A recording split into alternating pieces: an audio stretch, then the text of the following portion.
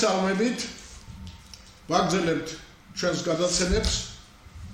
ჩემი დღევანდელი სტუმარი არის ნინო მრელაშვილი, ჩამოგზავნა რუსთავიდან.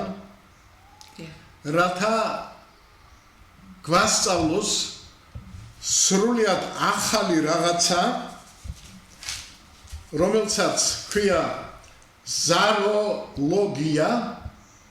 ზაროლოგია და ეს არის ახალი სისტემა ადამიანის თვითშემეცნებისათვის და თვითონ ქალბატონ ნინო არის, ესე იგი მენტალური ტრენერი, ასე ქვია, ხო? ზაროლოგი, დიახ. ახლა მე რაღაც 20 წუთია ვილაპარაკეთ და მართალ გითხრათ მომიხიბლეთ, ძალიან დამაინტერესა და როდესაც ვეპატიჟებოდი აქეთ მე მაშინ ეს არ ვიცოდი.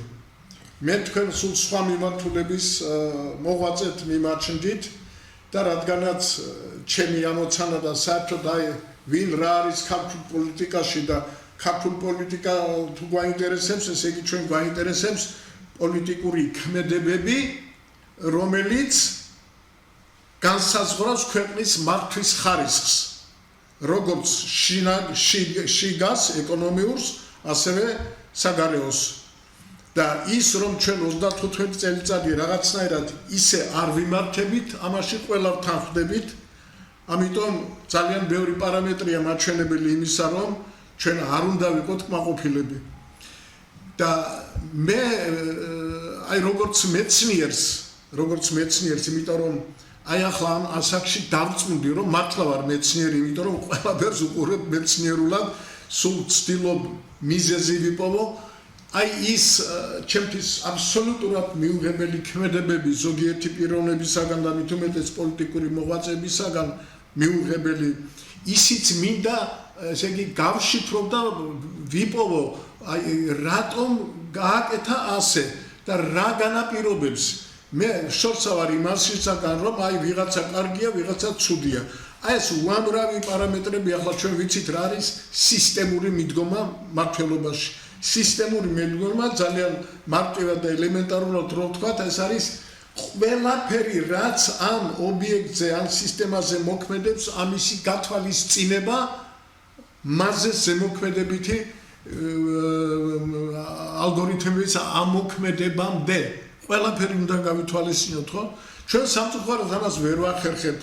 ზოგიერთ გონია რომ აი ის ცუდია და იმიტომ აკეთებს ასე. ამ დროს იმას იმდენი ინფორმაციული ნაკადები შემოდის და იმის გადამუშავების შედეგად ან ცუდად ამუშავებს, ან ცუდი ინფორმაცია მოვიდა, დამახინჯებული და ესე იგი მისი გადაწყვეტილება არ იქნება ოპტიმალური, ან კიდე უამრავი სხვადასხვა მაგალითები შეიძლება მოვიყვანოთ. ამიტომ აი ის პატარა გასაუბრება, რომელიც ახლა მომქონდა თქვენთან, ძალიან დამაინტერესა და მე ვფიქრობ, რომ ალბათ ჩვენ გავაგრძელებთ შემდეგ ამ მიმართულებით. ახლა სანამ კონკრეტულად რამეზე გადავიდოდეთ, მე მინდა თქვენ მოგცეთ შესაძლებლობა აუხსნათ საზოგადოებას აი ის ელემენტარული რაღაცა, რომელიც შეგვიძლია გავიგოთ და რომელიც ინტერესდება აი ეს ზაროლოგია და რომელსაც თქვენ თავაზობთ საზოგადოებას როგორც ერთ-ერთ საშუალებას ადამიანების სულიერი და ფიზიკური მდგომარეობის, შინაგანი მდგომარეობის გაუმჯობესებისა და აი ამ ინდივიდების გაუმჯობესების შედეგად საერთო სახელმწიფოებრივი სისტემის გაუმჯობესება. აი ესეთი არ ვიცი ახლა რა გამომივიდა, მაგრამ ასეთნაირად ჩამოვაყალიბე. გავიგე ბატონო ვაში. დიახ. მადლობა მოწვევისთვის. ყოველთვის დიდი სიხარული თანამშრომლობა ქართულ ტელევიზიასთან. ახლა რაც თქვენ მკითხეთ, ნახეთ, ზაროლოგია პირველ რიგში აგიხსნით მოკლედ რა არის ზაროლოგია, ეს არის სისტემა, რომელიც ეხმარება ადამიანს უკეთ გაიგოს საკუთარი თავის მისავე ცხოვრებაში. ანუ ადამიანის პიროვნული თვითშეცნებისთვის არის და მართვისთვის, ეხლა თქვენ მართვა ახსენეთ, ხო? დიახ. საზოგადოების მართვის, ეკონომიკური მართვის, პოლიტიკური მართვის ძალიან დიდი გამოცდილება არსებობს კაცობრიობაში. ძალიან დიდი. მეცნიერები არსებობენ, აი თქვენ ბრძანეთ რომ მართვის სისტემების შესახებ თქვენ ამას კვლევებს ატარებდით და გაკეთებული გაქვთ ეს კვლევები. მარტო თქვენ არა, ინსტიტუტები არსებობს, სასწავლო დაწესებულებები არსებობს ამისი. ნახეთ, ვიკვლევთ საზოგადოებას, ხო? საზოგადოების სისტემებს ვიკვლევთ. გააჩნია რა მიმართულებით. მაგრამ ზაროლოგია არის სისტემა, რომელიც ადამიანის შინაგან მართვას იკვლევს. პიროვნების მართვას იკვლევს ზაროლოგია და იმას რამ მართავს მე როგორც პიროვნებას. ესე როგორ ვიმართები მე? საიდან ვიმართები? საიდან ვიმართები? როგორ ვინა ვარ მე როგორც ადამიანი? ნახეთ, ვინ თქვენ გადაცემას ქვია, ვინ არის, ხო? ვინ არის? ვინ არის? პოლიტიკაში. მე ზოგადად მოგახსენებთ, ნახეთ, მე როგორც ჩემ თავზე ვიტყვი, ახლა არ ყველამ თავის თავზე გადაიტანოს, ასე რომ ვთქვათ, ხო? მე როგორც ადამიანი ვარ სული, რომელიც სხეულში ცხოვრობს. პატარა ახსნას გავაკეთებ, რომ მე მივხვდეთ, სად მუშაობს ზაროლოგია. მე ვარ სული, რომელიც სხეულში ცხოვრობს. ჩემს სხეულში. ჩემს სხეულში ცხოვრობს. ჩემი სხეული არის ჩემი სულის პირველი სახლი. ხო? პირველი სახლი, მეორე სახლი არის ის სახლი, სადაც ჩვენ ცხოვრობთ და ასე შემდეგ. შემდეგ ქალაქი, ქუჩა, ჩემი ქვეყანა, სადაც მე დავიბადე. სული როცა იბადება, იმან წინასწარ იცის უფალთან შეთანხმებით, რომელ მშობლებთან უნდა დაიბადოს, რომელ გვარში უნდა დაიბადოს, რომელ ერში უნდა დაიბადოს, რა ეპოქაში და ასე შემდეგ. ესე იგი, მე რო ვიბადებოდი ტაჯიკეთში, იცოდით. ყველაფერი იცოდით. მე გვავიწყდება. ეხლა ცოტა ისეთი იმაში რო არ გადავიდეთ, ხო, თეორიაში, ხო? ხო? მე როგორც ადამიანი, სულის სხეულში, ნახეთ, როგორ აღვიქვამ ჩემ თავს. მე როგორ ვახდენ ჩემი თავის აღქმას, ნახე, რო დავფიქრდეთ. ეხლა ჩემი გრძნობების, რას ვგრძნობ, რას ვფიქრობ, როგორ ვიქცევი და რა გარემოებებში ვხვდები, რა გარემოებებში ვცხოვრობ. ნახეთ? ხაგი, რას ვფიქრობ? იმიტომ რომ მე მაქვს ჩემი ფიქრები, მე მაქვს ჩემი გრძნობები, რას ვგრძნობ? დიახ, მე მაქვს ჩემი ქცევა და მე რაღაც გარემოებაში ვცხოვრობ. დიახ. ხო? რაღაცა სიტუაციებში ვცხოვრობ. და ალბათ რა გავლენას ვახდენ ალბათ არა? მოღვაწეობ, ვარსებობ, ხო, ფიზიკურ რაღაცა გარემოებებში. აქედან ადამიანი არის ერთადერთი სულიერი არსება, რომელსაც შეუძლია ერთდროულად სულიერ და ფიზიკურ სამყაროში ცხოვრება. იმიტომ რომ ჩემი ფიქრები და ჩემი გრძნობები მე ვიცი მარტო. ჩემ სულიერშია, შიგნით არის. მაგრამ ჩემი ქცევა და გარემოება, სადაც მე ვცხოვრობ, ეს უკვე მეც ხედავ და ყველანი ხედავენ. ეს უკვე ფიზიკურ სამყაროში. შეიძლება სხვანაირად დავსვათ კითხვად. სხვანაირად შეუძლია ადამიანს შეუძლია სულიერის ცვლილებით. არა, როგორ? არ შეუძლია. ესე იგი ეს მისი შეულებრივი მისი მდგომარეობა. სულიერი და ფიზიკური ერთდროულად. მეც გეტყვით. სულიერის მართვით და ცვლილებით მას შეუძლია ფიზიკური სამყაროს შექმნა და მართვა თვითონ. ნახეთ, ფიზიკური სამყარო ეს არის ჩემი, როგორც ადამიანის, როგორც ინდივიდის, ჩემი ფიზიკური რეალობაზე ალაპარაკი. ნახეთ, ეს არის ჩემი ფიზიკური სულიერი სამყაროს მატერიალიზაცია. იმიტომ რომ თქვენი რეალობა სხვა არის, ჩემი რეალობა სხვა არის, აი იმ ადამიანის რეალობა სხვა არის, მაგრამ ჩვენი საერთო რეალობა, როგორც სოციუმის რეალობა, იქმნება ჩემი, თქვენი და სხვების რეალობის შეერთებით. აი ამ ნაწილშია საინტერესო რა თქმა უნდა ეს. აი ეს ადამიანთა სიმრავლის სულიერი მდგომარეობები როგორ ხდება მისი გასაშუალება და აი ამ ხომ არის მაგალითად ეროვნული რაღაცა თვისებები, აი რაც ახასიათებს ერთ ჯგუფს ან მეორე ჯგუფს ან ერთს ან ქვეყანას და ასე შემდეგ. და აი ჩვენი ქართველების ამ კუთხით მდგომარეობა გამოგიკვლევიათ ან და გიფიქრიათ ამაზე, რა გვაქვს ჩვენ განსაკუთრებული სხვებისაგან? განსაკუთრებული გვაქვს ის ამოცანები, რაც ჩვენ სულებს გასავლელი აქვს ფიზიკურ ცხოვრებაში. ის ამოცანები ადამიანის სული რო იბადება, იმას თან მოყვება უფლისგან ტალანტები. ეს რელიგიაში ცნობილია, თავისი ტალანტებით იბადება. რომ ეს არის დეტერმინიზირებული წინასწარ განსაზღვრული უფლისაგან, მაგრამ უფალი მეკითხება არჩევანს მაძლევს. არჩევანს გვაძლევს. ყოველთვის არის არჩევანის უფლება. ადამიანი არის უფლის დონის შემოქმედი ოღონდ პატარა. ყოველთვის მაქვს არჩევანის უფლება. ნახეთ, ადამიანი იბადება თავისი ტალანტებით და თავისი გასავლელი ამოცანებით, რასაც თავისი ცხოვრების განმავლობაში გადის. ის ადამიანები, რომლებიც ჩვენ ახლა ამ ეპოქაში საქართველოში დავიბადეთ, ვგევართ ერთმანეთს რაღაცა ტალანტებით და მსგავსი გასავლელი ამოცანებით. აქ არ არის ლაპარაკი მარტო ქართველზე. აქ არის იმ ადამიანზე, რომელიც არა ქართული ეროვნების არის, მაგრამ საქართველოში დაიბადა და საქართველოს ექცევა როგორც მშობელ დედას. რამდენი არაქართველი არსებობს, რომელიც საქართველოს მოქალაქე და საქართველოს შვილად თბლის და პატრიოტია. იქცევა კიდეც როგორც საქართველოს შვილი. ეს მარტო ქართველებაზე არ არის ლაპარაკი. ეხლა ნახეთ, თქვენ და მე მიუხედავად იმისა, რომ სხვადასხვა დროს დავიბადეთ, სხვადასხვა სქესის ადამიანები ვართ, ხო? სხვადასხვა პროფესიის ადამიანები ვართ, საქართველოში ვართ დაბადებულები და ჩვენმა სულებმა აქ დაბადება აირჩია. მსგავსი ამოცანები გვაქვს გასავლელი რაღაცა. ჩვენი პირადულიც არის, მაგრამ არის ეროვნული ამოცანები, რაც გასავლელი გვაქვს.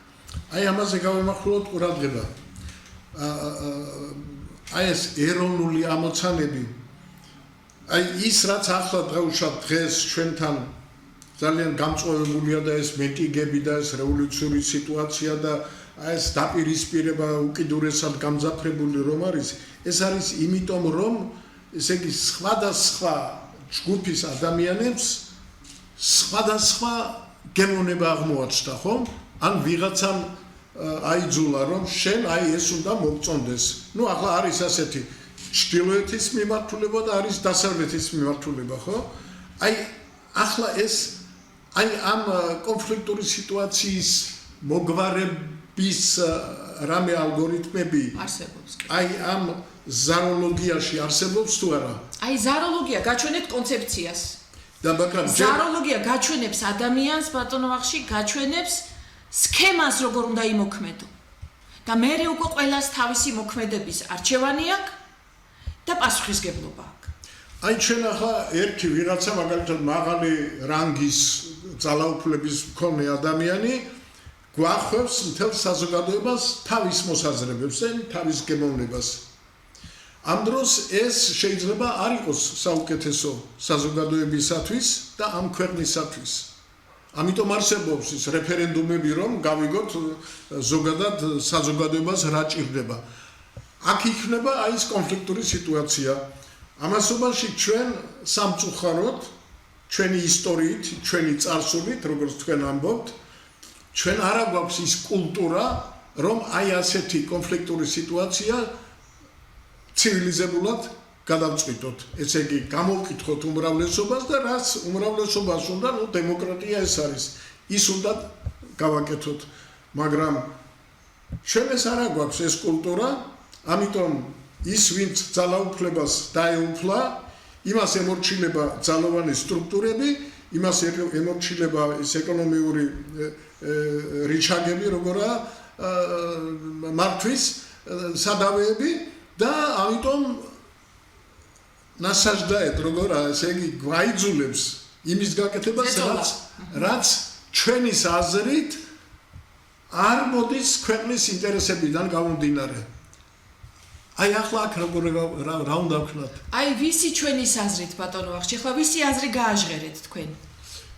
მე ახლა თქვენ ასე თქვენთან საუბრიდან გამომდინარე ალბათ ძირითადად ჩემს საკუთარ აზრს გამოვთქვამ, მაგრამ მე ხომ უამრავი ნაცნობი მყავს, მეგობარი მყავს და საერთო აზრიც ბევრია და იგივე რომელიც ახლა ჩვენ აგერ გადაცემას ვაკეთებთ, ამას ხო ხალხი უყურებს და მე ხედავ რეაქციებიდან რომ რაღაც გარკვეული რაოდენობის ესე იგი არ მეთანხმება დიდი რაოდენობის მეთანხმება. ახლა იმისათვის რომ გავარკვიოთ ვისი მოსაზრება უფრო მოსაწონია ამისი შესაძლებლობა ჩვენ ხელისუფლებამ მოგვისპო. ესე იგი ჩვენ არ აქვს სუვერენული უფლება საზოგადოების აზრი დავადგინოთ და მე ის გავაკეთოთ ხო რასაც თვითონ უნდა. საერთოდ რეფერენდუმის კანონი არის ამოღებული.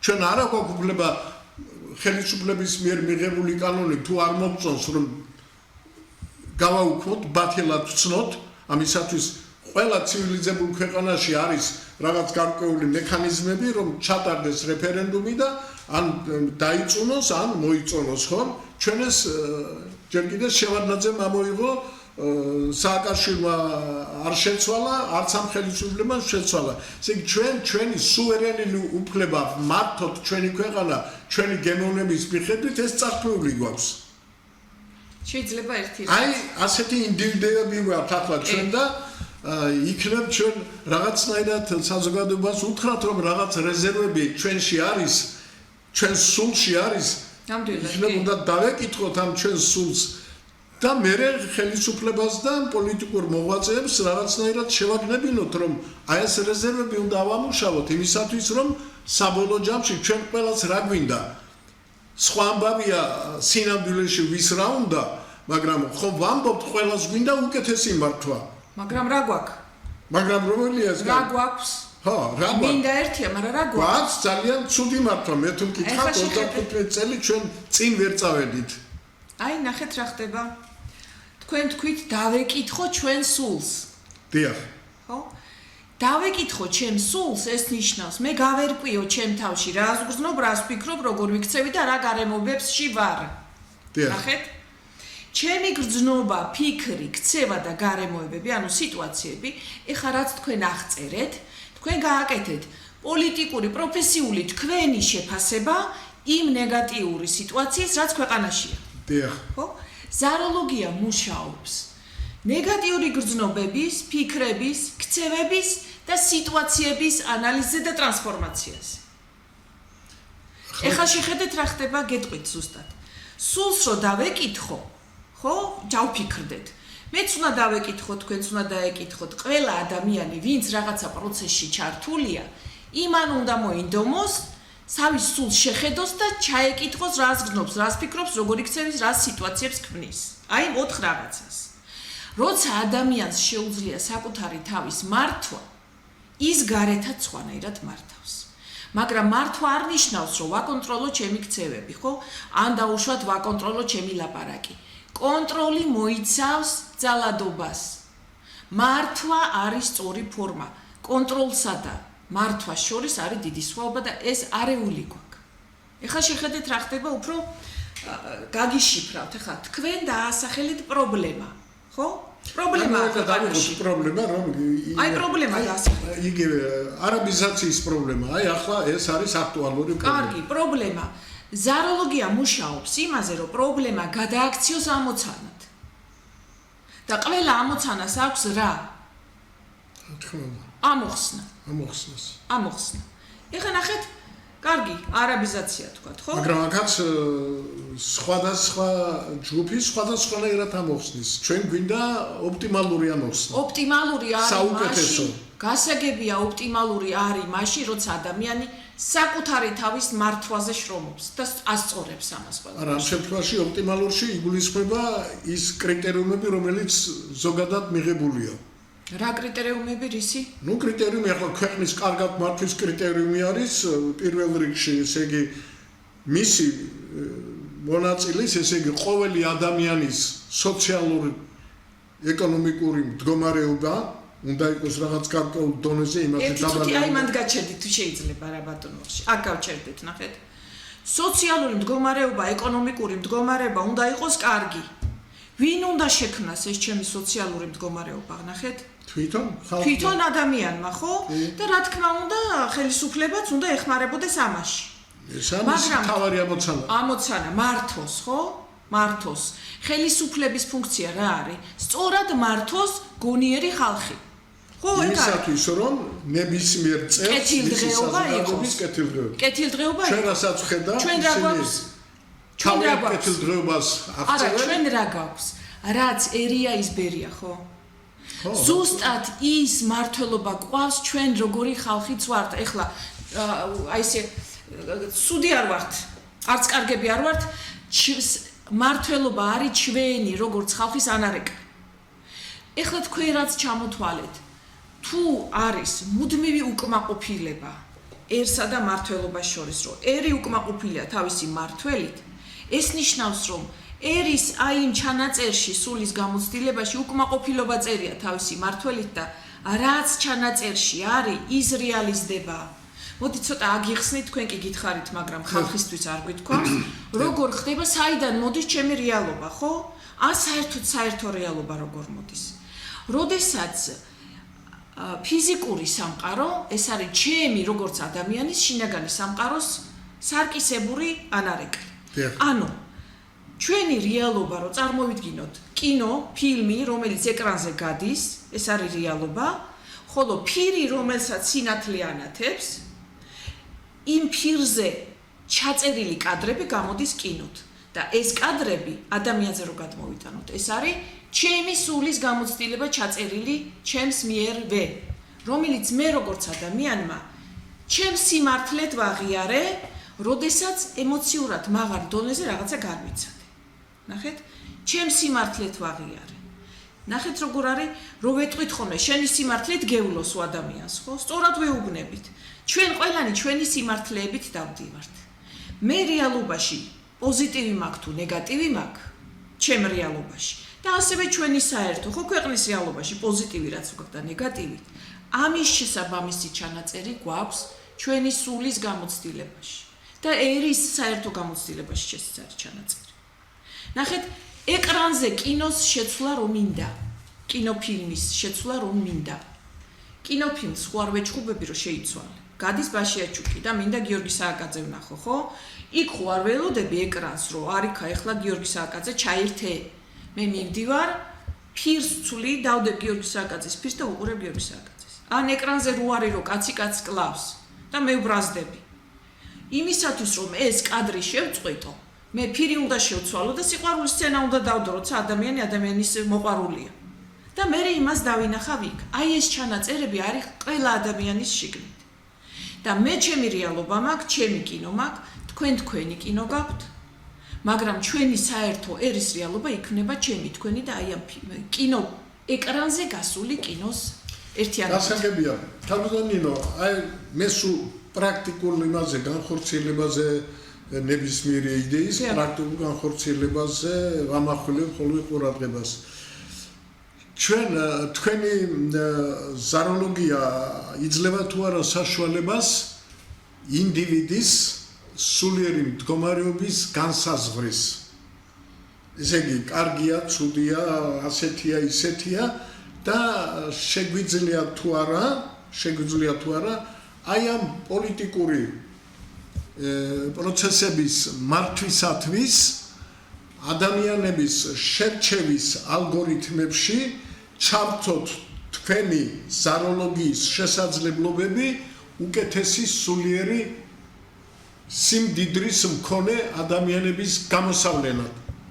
ჩამოვაყალიბე თუ არა სწორად? კი, გასაგებია, გავიგე, მაგრამ ნახეთ როგორ არის. იმიტომ რომ აი პირდაპირ ახლა ცოტა გლეხურად რომ საზოგადოებამ გაგვიგოს, ჩვენ სულიერად საკმაოდ დამახინჯებული ხელისუფლებების ქვეშ აღმოჩნდით სამწუხაროდ. ყველანაირი ნეგატივი მოდის ძირითადად მაინც აქედან. იმიტომ რომ მართვამ უნდა შეძლოს ნებისმიერმა ეს ისტორიამაც პრაქტიკამაც დაამტკიცა, ხო მაგალითად მოვიდა დავით აღმაშენებელი და სულ სხვა დონის მართვა გამოიწვია. აგერ ახლახან ალბანეთის ისტორია ვნახე, სტანდერბეკი რო იყო კაცი, ერთი კაცი და 25ჯერ ეომა სულთანს და ბოლოს აიძულა ეს მონსტრი ქვეყანა, რომელიც მთელი ევროპა ზანზარებდა მისი შიშით, მიეღო და ეღიარებინა პატარა ალბანეთის სუვერენიტეტი. ესე იგი პიროვნებები და ეს ადამიანები, რა თქმა უნდა, რაღაც განსაკუთრებული სულიერი სიძლიერეც რომ არ იყვნენ, ისინი ამას ვერ გააკეთებენ. იგივე ისტორიიდან მინდა გითხრათ, რომ აი მაგალითად კრომველი იყო იმაში რა ქვია ბრიტანეთში და იყო კარდინალ რიშელიე საფრანგეთში. აი ეს ორი პიროვნება, რომელმაც ესე იგი ბედი გადაწყვიტა თავიანთი ქვეყნის კრიტიკულ მომენტში.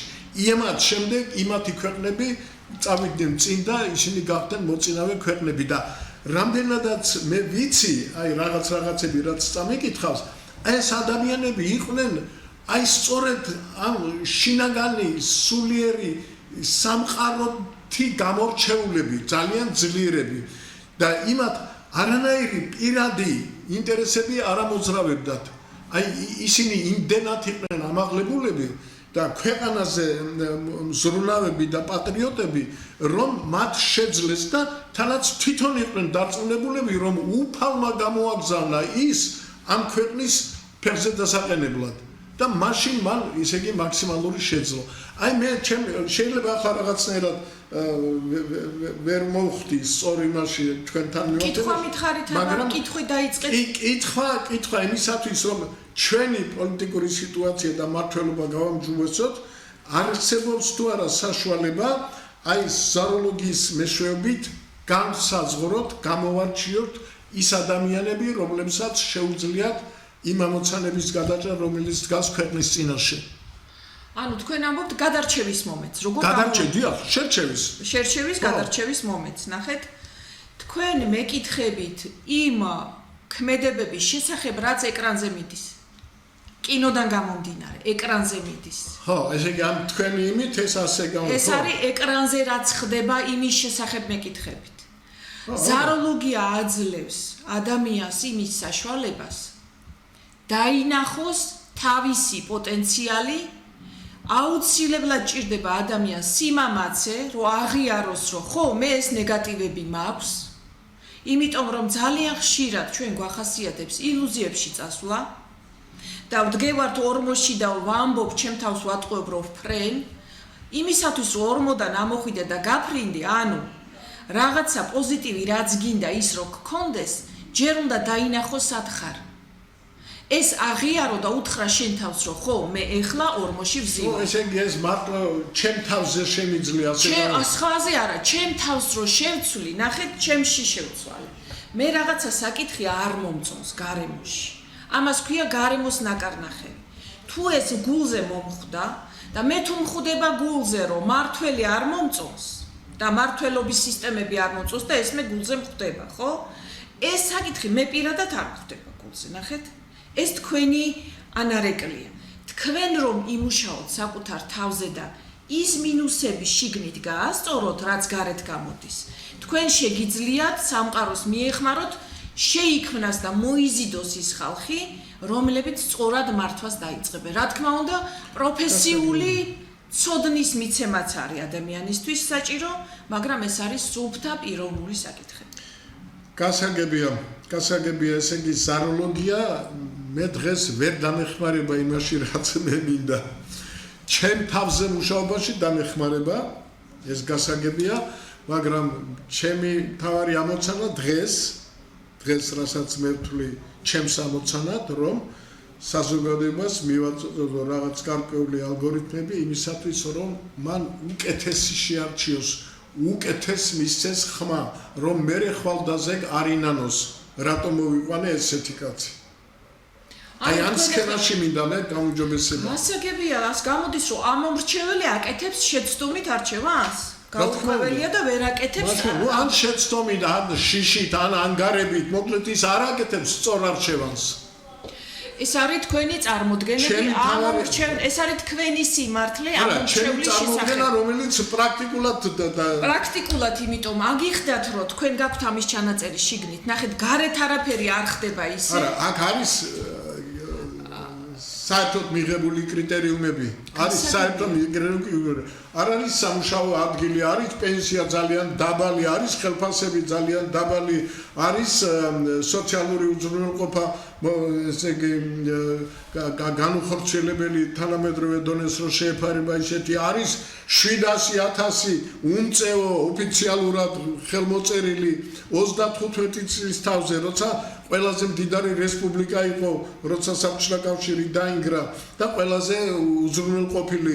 გუშინ მე ერთ ადამიანს 85 წლის კაცს შევხვდი, საკმაოდ საინტერესო პიროვნება და აი ბოლო წლების მის ჩაის ფაბრიკების ყველა თურმე მისი დაპროექტებულია და სინანულით ამბობდა რომ აი რამდენი ათეულობით ჩაის ფაბრიკა იქ ზუგდიდში, სამტრედიაში, სოხუმში, გურიაში და ყველა ჩემი დაპროექტებული ქარხანა რომელიც მე ამუშავდა ყველა დაინგრა და ჯართად გაიყიდა თურქეთშიო. ახლა ამა ეს არის ფაქტი. ამას არავითარი კრიტერიუმი და ესე იგი კვლევა მეცნიერული არ ჭირდება რომ ეს ცუდია. ნახეთ ბატონო ახში ერთ რაღაცა კითხვას მოგცემთ ხო? რო დაინგრა დაუშვათ ქარხნის მუშაობა შეწყდა ხო? და დაიწყო ნგრევა ამ ქარხანამ. თვითონ ხო არ დაინგრა? თვითონ ხო არ აიდგა ფეხი ამ ჯართმა და ხო არ წავიდა? აი მართლობამ გააკეთა ეს. მართლობამ, არ ვიცი მართლობამ ქნავი. ამას ხო შემსრულებელი ყავდა. რა თქმა უნდა ყავდა. ასევე დაინგრა ბევრი ქარხანა ჩვენ ქვეყანაში, ხო, ბევრი ფაბრიკა, მარტო ის არა, ბევრი დაინგრა. რა თქმა უნდა. და საერთო ჯამში რო ავიღოთ, ისევ მე ქართველმა დავანგრიე ჩემი ქონება. ბევრი კი არა, თითქმის ყველა. მე თვითონ დავანგრიე ჩემი ქონება, როგორც ქართველმა, ხო? ხო, მაგრამ ახლა აი ნახეთ თუ რომ მე როგორც ადამიანს მიწერია თუ ვანგრევ ჩემ ქონებას არ ვუფრთხილდები, ესე იგი ეს ჩანაწერი მაქვს რომ მე თვითონ ვანგრევ ჩემ ქვეყანას. არა, ეს ასე მარტივი არ არის ეს. ასე მარტივია ეს რომ ყველა თავისებურმა უნდა გაითავისოთ, ეს არის ზაროლოგია მაინც პიროვნულ დონეზე რა თქმა და უნდა. კოლექტივებზე ეს ვერ განხორციელდება. კოლექტივი შედგება პიროვნებისაგან. პირველი არსებითი წერტილი ეს არის პიროვნება. პიროვნება როცა იმუშავებს საკუთარ თავზე, მეორე პიროვნება იმუშავებს მესამე, მაგრამ მინდა გითხრათ, რომ ზაროლოგია ყველასთვის ვერ იქნება. მაგრამ აი ამ პიროვნებების წონა ქვეყნის მართვაში სხვადასხვა არის და ის რომელიც ვერ გააუმჯობესეთ, ის მოექცა სათავეში და ყველაფერი დაგვინგრია. თქვენ სხვას ვერ გააუმჯობესეთ ბატონო ვახში. ახლა თავი არ უნდა მე ვერ გავაუმჯობესებ ვიღაცას. არ გვინდა გაუმჯობესება, მაგრამ ჩვენ გვინდა რომ უკვე გაუმჯობესებული ან რომელიც გავაუმჯობესეთ ის მოვიდეს ხელისუფლებაში. გასაგებია, ის მინდა რომ მოვიდეს, მაგრამ ეხლა რა მაქვს? აი ეს უნდა ამაზე უნდა იმუშაო, ეხლა რა მაქვს? ორმოში ვდგევარ და ამოსვლა მინდა. მოკლედ ხო, ეს არის პიროვნული საკითხი, ეს არ არის პოლიტიკური საკითხი, არ არის პოლიტიკური მეცნიერება, პოლიტიკა უნდა აკეთოს პოლიტიკოსმა. ეკონომიკა უნდა აკეთოს ეკონომისტმა, მაგრამ ნახეთ, მე თუ მკითხავთ, ყველანაირი მეცნიერება ბოლოს და ბოლოს მაინც გადის პოლიტიკაზე. ეს იქნება ხელოვნური ინტელექტი, მით უმეტეს ხელოვნური ინტელექტი, ეს იქნება სუფთა ფიზიკა, თუ ბიოლოგია, თუ ზაროლოგია, ის აუცილებლად, იმიტომ რომ პოლიტიკა, სახელმწიფო პოლიტიკა არის ის, რაც განაპირობებს აი ამ ქვეყნის ყველა სფეროში მდგომარეობას. ბატონო ვახში პოლიტიკოსი, ეკონომისტი ვინ არის, ვინ პროფესიონალის უკან ვინ დგას, პიროვნება დგას. აი პიროვნების გაუმჯობესებაზე, როგორ პიროვნება როგორც პოლიტიკოსმა რო თავის თავს შეხედოს და გაუმჯობესოს. არა, მესმის და ეს ძალიან პიროვნული საკითხებია. მაგრამ ეს ახლა მე მაგალითად, ეს არის ხანგრძლივ პერიოდზე განკვეთილი. რა თქმა უნდა. ხანგრძლივ პერიოდზე. კი ბატონო. და ჩვენ კიდე მე ახლა სულ ვცდილობ იმას რომ როგორ მე აი დღევანდელობაში როგორ გამოვიყენოთ ეს თქვენი მიმართულებები რომ რაღაცა გავაუმჯობესოთ. ელემენტარულად ზაროლოგიით მაინც უნდა დაიწყოს ადამიანმა თავის თავზე მუშაობა, რომ თავისი სიმართლე შეცვალოს, ჭეშმარიტებით ჩაანაცვლოს. ის მინუსები, ის უკმაყოფილებები გააკეთოს პლუსად. ზაროლოგიური ტექნოლოგიები იძლევა ამის საშუალებას. მენტალური მუშაობა. გასაგებია ეს ძალიან პრინციპში უფრო ინტელექტუალურ ხალხში თავიდან ალბათ უნდა ვეცადოთ დავაინტერესოთ ამ მიმართულებით რომ ინტელექტუალი რომელიც თulis თავის თავს ყოველ შემთხვევაში ინტელექტუალად და ვინც მზად არის ამის გასაგებად. აი იმას ეს უფრო ჭირდება რომ ის მართლა გახდეს ინტელექტუალი. კი ბატონო. კი, მაგას მართლაც ინტელექტუალი ამის ამ მუშაობას ჭირდება ადამიანის მზაობა, რომ ეს გააკეთოს. ესეც ალბათ კომპლექსური ამოცანაა, ამას ხელისუფლებაც უნდა შეუწყოს ხელი, განათლების სისტემამ უნდა შეუწყოს ხელი, ყველა დონეზე უნდა იყოს, რა თქმა უნდა, ეს ჰარმონიული განვითარება ადამიანის, აბა სხვა მეტი რა არის, აი შენი რეზერვების, შენი შესაძლებლობების მუდმივი კონტროლი და მისი გაუმჯობესება. დიახ. მუდმივი კონტროლი და მისი გაუმჯობესება. მაგრამ ამავე დროს ჩვენ ცხოვრობთ დღეს, ცხოვრობთ ამ ქვეყანაში და ხედავთ რომ ერთ მხარეს, მეორე მხარეს, მესამე მხარეს ხალხი გაცილებით უკეთესად ცხოვრობს და ჩვენ ეს რა თქმა უნდა არ უნდა გვაკმაყოფილებდეს და ეს კარგია რომ არ გვაკმაყოფილებს და გვინდა უკეთესი ვიყოთ. ხომ ასეა? და ახლა ეს გვაიძულებს ვეძებოთ გზები რომ რაც შეიძლება სწრაფად. პოლიტიკაში არის ერთი მთავარი გზა, უკეთესი შერჩევა, იმიტომ რომ ნებისმიერ საზოგადოებაში არსებობს რაღაც გრადაცია, ხომ? აი არის გენიოსები, არის ჭკვიანი ხალხი, არის უფრო ასე სერაემასა რო ქვია და არიან გონებად შრუნგებიც და გიჟებიც და ყველანაირი. ჩვენ როცა გვინდა კარგი მართვის სისტემა შევქმნათ, რა თქმა უნდა, უკეთესი ხალხი, უფრო ჭკვიანები, უფრო გამოცდილები უნდა გავიყვანოთ. დემოკრატიული სისტემა კარგი იმიტომ არის, რომ არჩევნების გზით უკეთესები იმარჯვებენ. და არადემოკრატიული იმიტომ არის ცუდი, რომ იქ ეს უკეთესი ვერ იმარჯვებს. და ვიღაცას თავის თავზე აქვს ყველაფერი მორგებული და ვინც ამას აღმერთებს, აი დიქტატორი, რატომ არის ცუდი? იმას უნდა ყველგან ყავდეს თავისი მონამორჩილი ხალხი. ახლა ვიღაცა ჭკვიანი აღმოჩნდა, აი პირდაპირ გეტყვით ახლა, აი მაგალითად გუშინ მე მგონი ჩვენმა პრემიერ-მინისტრმა აი ამ ახლანდელ ატეხილ ამბავზე BBC-მ რომ გამოაქვეყნა მომწავლელი ნივთიერების გამოყენებაზე აქ მიტინგებში რაღაც ის გააკეთა მოხსენება თუ განმარტება. პრემიერ-მინისტრმა გააკეთა განმარტება. არსი ამ განმარტების რაში მდგომარეობს? ესე იგი ვიღაცამ თქვა რომ ესე იგი საშინელი ციანიდები იხმარეს ჭალში და ამან გამოიწვია ასეთი კატასტროფული შედეგები. ეს ამბობს რომ იქ რაღაც დასახელება არის რა, რაღაც არ მახსოვს ახლა. ნივთიერების ალბათ. ხო, რაღაც დასახელება არის. და ჩვენი პრემიერი ამბობს ის არ გამოგვიყენებიაო, შეიძლება იქ დანარჩენიო და ახლა ვიღაცა კვალიფიციურმა სპეციალისტმა, იურისტმა, კოტე კემულარიამ, რომელიც იუსტიციის მინისტრიც იყო, თავმჯდომარეც იყო, პოლიტიკოსიც იყო, იმან ეთყობა აიღო ეს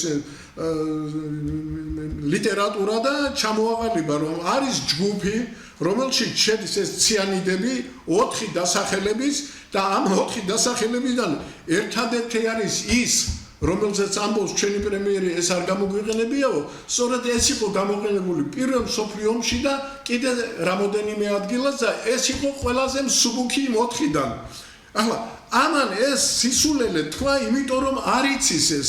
ესე იგი არ კითხა ჭკვიან კაცს, ესე იგი არ მიიღო შესაბამისი კონსულტაცია და ალბათ ეს არ ამგონია საკმაოდ ჭკვიანი კაცია და გამოცილიც არის და განათლებულიც არის. ესე იგი რაღაც სიტუაცია შეექმნა, როცა ვერ მოასწრო ამაში კარგად გარკვევა და თქვა ის რაც თქვა. და დღეს მსოფლიო ესე იგი უყურებს იმას, რომ პრემიერმა ასეთი რაღაცა შეუსაბამობა თქვა. ესე იგი მაინც ესე იგი აი ამ ჭკვიანი ხალხის დაბლოკვა მართლობით სისტემაში და მართვაში ეს არის კატასტროფული შედეგების მომტანი მართლობაში. აი ეს არის ის რაც აქვს მინუსი დიქტატორულ და რა ქვია მაგას ავტორიტარულ მართლობას და მე ნებისმიერი დარგი მეცნიერების იქნება თუ სხვა რაღაცა მიმართულება ახალი რო გამოჩნდება, ყოველთვის მინდა მოვარგო აი ამ შერჩევის სისტემას, რომ უკეთესი მოვიყვანოთ, რომ არ შეიძლება ჩვენი სტალა ინტელექტუალურმა ერმა, რომელსაც აი ინტელექტუალური ერების თანამეგობრობაში ჩვენ ალბათ რაღაცა გვეთქმის კაცო ჩვენ სოფლიოში ნომერ პირველი პოეტი და ნომერ მეორეც ქართველებია ხომ? შოთა რუსთაველი აღიარებული და ვაჟა-ფშაველა. ჩვენ საუკეთესო მხედართმთავრებში დავით აღმაშენებელი და სტალინიო. იმ ათეულში ორი კაცი ყავს. და უამრავი რაღაც ასეთ მიმართულებები გვაქვს. ჩვენ გქონდა მათემატიკური სკოლა საუკეთესო ვეკუა და მუსხელიშვილი. ჩვენ გქონდა ბიოლოგიური სკოლა. ჩვენ გვაქვს უზნაძის განწყობის თეორია, რომელზეც მთელი ევროპის განათლების სისტემებია აგებული. ესე იგი ინტელექტუალური ერი ვართ, ხო? და ვერ მოგიხერხებიან ნორმალური ხალხის მოყვანა და იმ ხალხს ყავდეს ნორმალური მრჩევლები, რომ აი ასეთი რაღაც სისულელები არ აკეთონ. და ამ სისულელებით მე გამოდის ის რომ იმას პარლამენტის თავმჯდომარეს 16,000 ხელფასი და უაღრესად დამსახურებულ მეცნიერს და დამსახურებულ სპეციალისტს ისა პენსია 450 ლარი უკეთეს შემთხვევაში. აი ეს მე ყოველთვის მახსოვს აი ეს მართვის შედეგად დამდგარი ძალიან ძიმე მდგომარეობა და ამის გამოსწორებაზეა მიმართული ყველა ჩემი გამოსვლა, ჩემი მოქმედება. აი ახლა ბოლო დროს როცა უკვე რეალურად არცად არ მუშაობ და არაფერს არ მართავ, ამ თავის დროზე ინსტიტუტსაც მართავდი, ქარხანასაც მართავდი, რაღაც სისტემებსაც ვქვნიდი და რაღაცა და დღეს აი ამ მიკროფონთან მიხდება ლაპარაკი იმაზე, რომ ხალხო არსებობს ვარიანტი, როდესაც კარგი მმართველობით შეიძლება მაქსიმალურად გააუმჯობესო ქვეყნის მდგომარეობა მაქსიმალურად მოკლე დროში და ეს არ მოხდება რა თქმა უნდა ცუდი არჩევანის პირობებში. მმართველობა ვინ უნდა განახორციელოს მმართველმა. მმართველი ვინ არის პიროვნება. პიროვნების საკითხებში კი ზაროლოგია დაეხმარება ადამიანს ნებისმიერ საკითხში. აი აქ შეიძლება ზაროლოგიის როგორც ინსტრუმენტის გამოყენება და შეჯერება.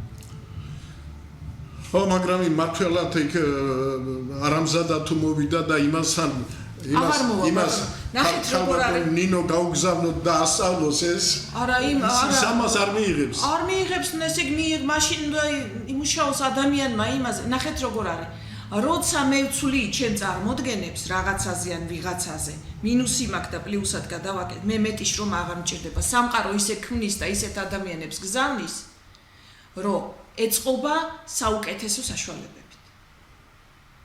ზაროლოგია ვერ გამოდგება თქვენი კუთხით პოლიტიკის დასალაგებლად, მართვის სისტემების დასალაგებლად. ეს არის პიროვნული საკითხები, როცა პიროვნებამ საკუთარ თავზე თვითონ უნდა იმუშაოს, როგორც მმართველმა, როგორც პოლიტიკოსმა, როგორც მოქალაქემ, როგორც ამომრჩეველმა.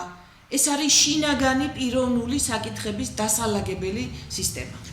აბსოლუტურად გეთანხმებით ძალიან სწორი დასკვნა არის, სწორი მიმართულება არის, მაგრამ ეს არის გრძელი მიმართულება დღევანდელი შექმნილი სიტუაციის გამოსწორების გზაზე.